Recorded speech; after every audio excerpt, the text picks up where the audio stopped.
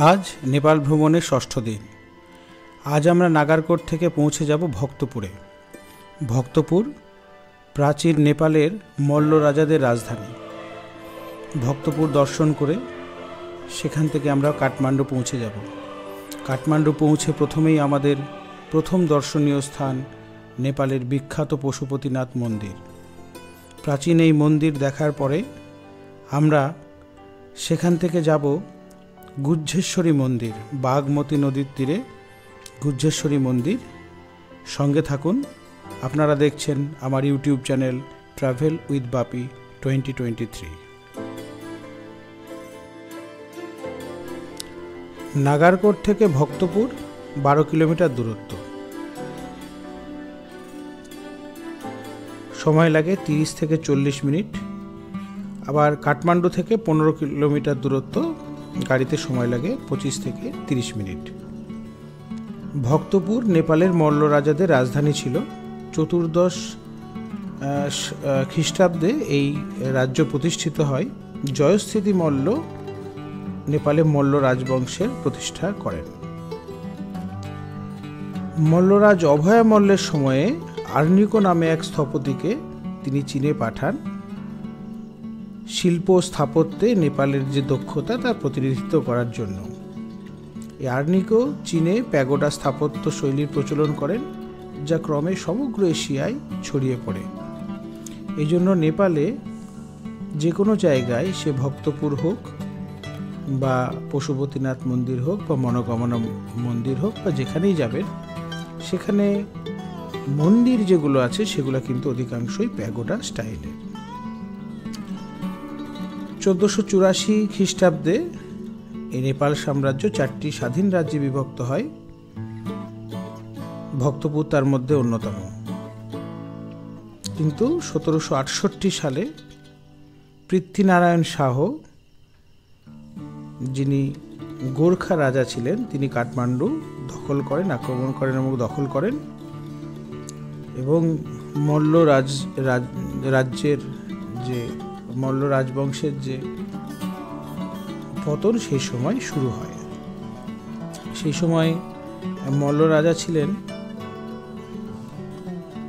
তেজ নারায়ণ সিংহ এবং মল্লরাজ জয়প্রকাশ মল্ল।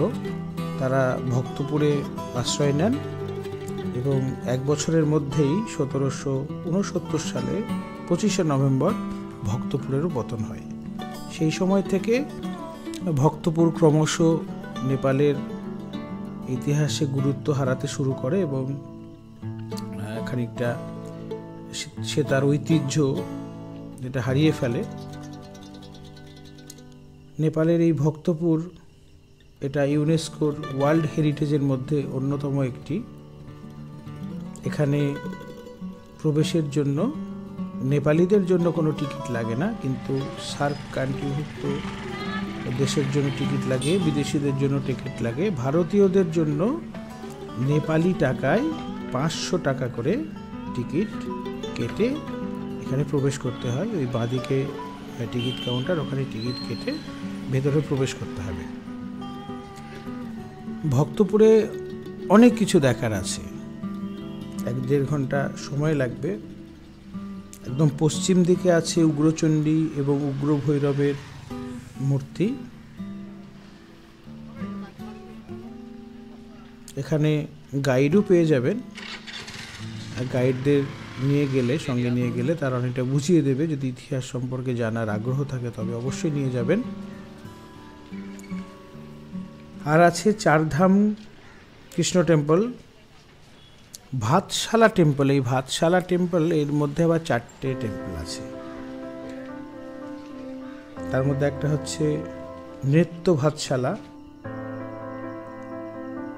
একটা হচ্ছে সিদ্ধিলক্ষ্মী ভাতশালা বা সিদ্ধিলক্ষ্মী টেম্পল, লেইকু প্যালেস, গোল্ডেন গেট, চিয়াসিলিন মণ্ডপ প্রভৃতি। তো ভক্তপুর সত্যি অন্যরকম জায়গা। ভক্তপুরে বেশ খানিকটা সময় কেটে যাবে।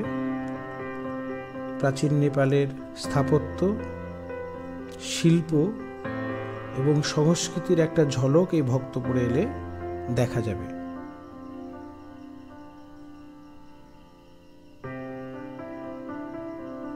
বিভিন্ন প্যাগোডা স্টাইল যে মন্দির মল্ল রাজাদের, সেটা দেখে এখান থেকে আমরা চললাম কাঠমান্ডুর উদ্দেশ্যে। এটা নিচে নামার রাস্তা। এই বাঁ দিকে এটা হচ্ছে ভক্তপুর মিউনিসিপ্যালিটি বা ভক্তপুর পৌরসভা। এটাও ভেতরে যেমন ভক্তপুর দেখলাম সেই রকমই প্যাগোডা স্টাইলের। সামনে গিয়ে ভক্তপুর বাজার। ভক্তপুরের এই অঞ্চলটাকে আগে বলা হতো নেপালের কালচারাল হাব। এখানটায় নেপালি সংস্কৃতি পীঠস্থান এই ভক্তপুর। ভক্তপুর থেকে আমরা পৌঁছে গেছি পশুপতিনাথ মন্দির কাঠমান্ডুর। সেখানে পার্কিংয়ে গাড়ি রেখে আমরা এগিয়ে চলেছি পশুপতিনাথ মন্দিরের যে মূল প্রবেশদ্বার সেই দিকে। আশেপাশে প্রচুর দোকান, বেশিরভাগ দোকানই পূজা সামগ্রীর। এছাড়াও নানান খেলনা বা হাতের কাজের দোকানও আছে। তবে আমরা যে সময় পৌঁছেছি দুপুরের পরে, দর্শনের সময় এখন আর নেই, অর্থাৎ 1:30 বেজে গিয়েছে।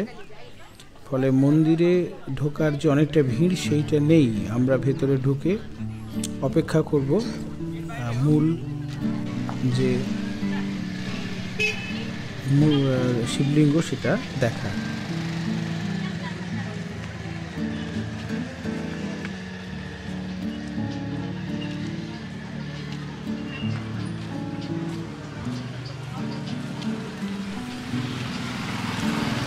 বাগমতী নদীর তীরে কাঠমান্ডুর প্রাচীনতম হিন্দু মন্দির পশুপতিনাথ মন্দির।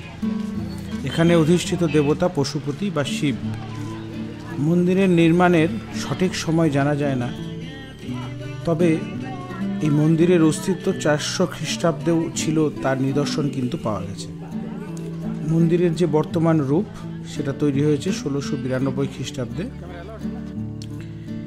একটি কিংবদন্তি অনুসারে শিব ও পার্বতী বাগমতী নদীর পূর্ব পাড়ে হরিণের রূপ ধারণ করেছিলেন। সেই সময় দেবতারা মহাদেবকে তার যে ঐশ্বরিক রূপ সেই রূপে ফিরিয়ে আনার জন্য সেই হরিণের শিং ধরে এবং সেই শিংটা ভেঙে যায়। ওই ভাঙা শিংটি পরবর্তীকালে শিবলিঙ্গ হিসাবে পূজিত হয়, কিন্তু সময়ের সাথে সাথে ওই ভাঙা শিংটা হারিয়ে যায়। এরও বেশ কয়েকশো বছর পরে একজন পশুপালক দেখতে পায় তার একটা গাভী মাটির একটা নির্দিষ্ট স্থানে প্রত্যেক দিন দুধ বর্ষণ করছে। তার সন্দেহ হয় এবং পরে ওই স্থান খনন করে শিবলিঙ্গ দেখতে পাওয়া যায়। সেই থেকে এই শিবলিঙ্গকেই পশুপতিনাথ মন্দিরের অধিষ্ঠিত দেব হিসেবে পূজা করা হয়। আমরা পশুপতিনাথ মন্দিরে আস্তে আস্তে প্রবেশ করছি।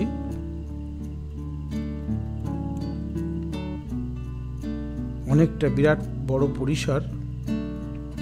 আমরা সোজা এগিয়ে চলেছি পশুপতিনাথ মন্দিরের যে মূল কমপ্লেক্স সেই দিকে।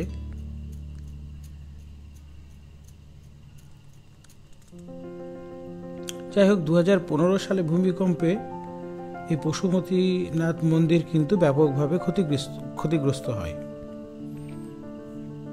মন্দিরের যে মূল মন্দিরটা সেটা প্যাগোডা স্টাইলে তৈরি। এর 4টে প্রধান দরজা আছে এবং 2টো গর্ভগৃহ আছে।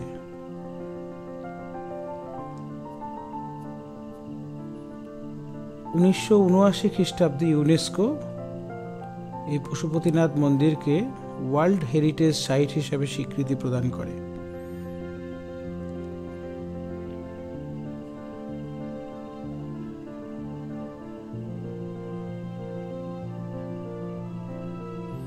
বাঁদিকে একটা অংশ আছে,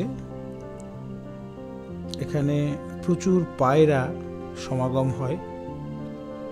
অনেকেই পায়রাকে বিভিন্ন খাদ্যশস্য দিয়ে থাকে।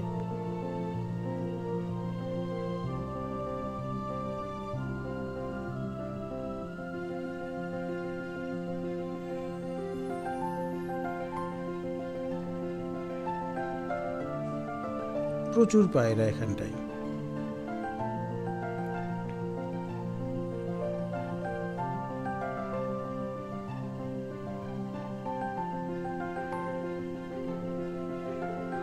এখান থেকে বেরিয়ে আমরা সামনের দিকে এগিয়ে চলেছি।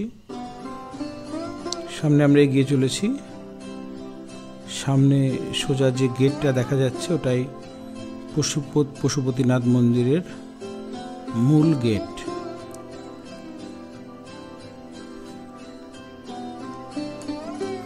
যে মূল মন্দির পশুপতিনাথ মন্দিরের, সেটা নেপালি প্যাগোডা শৈলীতে তৈরি, দোতলা এবং দ্বিতল যে ছাদ সেটা তামার তৈরি এবং তামার ওপরে সোনার মোড়ক দেওয়া, এবং মন্দিরের যে চূড়া সেই চূড়াটা সোনা দিয়ে তৈরি। মন্দিরের ভেতরে যে দুটো গর্ভগৃহ, একটা খোলা এবং আর একটা যেখানটায় যে শিবলিঙ্গটা স্থাপন করা আছে সেখানটা, তার দিকে চারদিকে 4টি দরজা আছে। 9:30 থেকে 1:30 পর্যন্ত এই 4টি দরজা দিয়েই পশুপতিনাথ, ওই সামনে মন্দিরের মূল এটা ভেতরে ছবি তোলা নিষেধ, দূর থেকে তুলছি। সামনে পেতলের একটা নন্দী বা ষাঁড়, শিবের যে ষাঁড় তার একটা মূর্তি।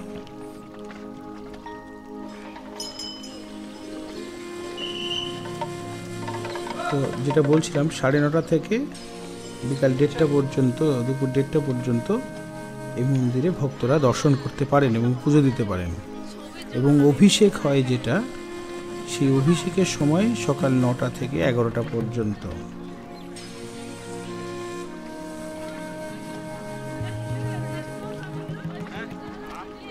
প্রচুর দর্শনার্থী আসেন, তারা পুজো দেন।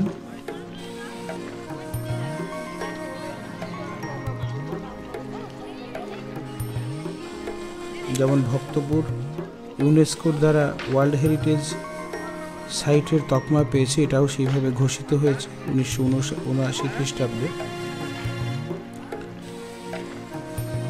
এর উপরটায় এসে, সিঁড়ি দিয়ে উপরে এসে ডান দিকে একটা জায়গা আছে, এখানটায় সম্ভবত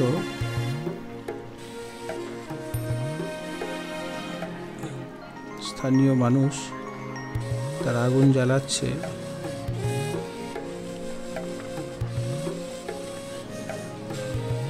সেটা পারলৌকিক ক্রিয়া কি যজ্ঞের অংশ সেটা বোঝা যাচ্ছে না, স্থানীয় ভাষা খুব জানি না বলে বুঝতেও সমস্যা।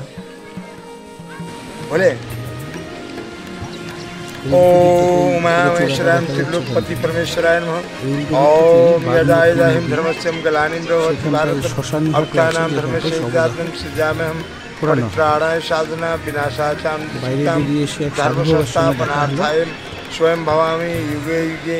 ओम महा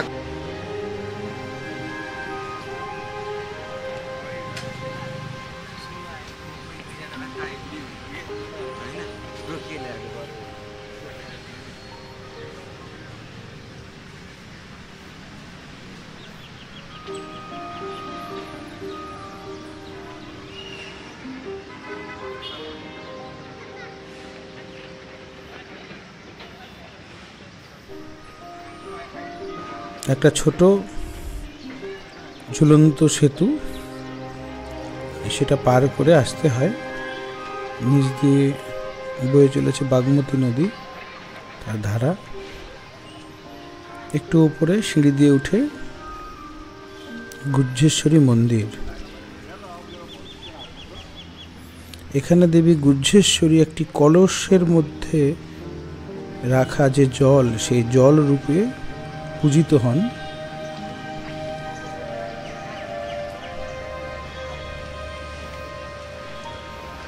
যদি ভিডিওটা ভালো লাগে তাহলে অবশ্যই সাবস্ক্রাইব করবেন এবং বেল আইকনটা অন করে রাখবেন যাতে পরবর্তী ভিডিও সহজেই পান। পরবর্তী এপিসোডে থাকবে স্বয়ম্ভূনাথ মন্দির এবং কাঠমান্ডুর অন্যান্য ভ্রমণস্থল।